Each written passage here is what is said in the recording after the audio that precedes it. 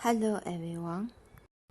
Today I will introduce the installation of electrical fire alarm system in a low voltage distribution room.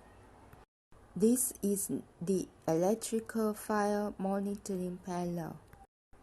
We can see the alarm messages on it.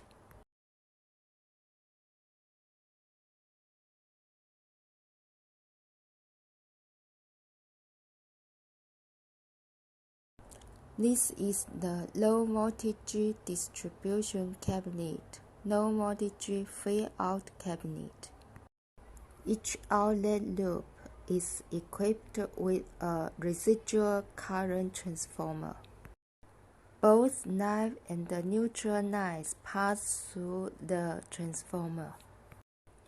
This is an electrical fire monitoring detector, one for each power distribution cabinet.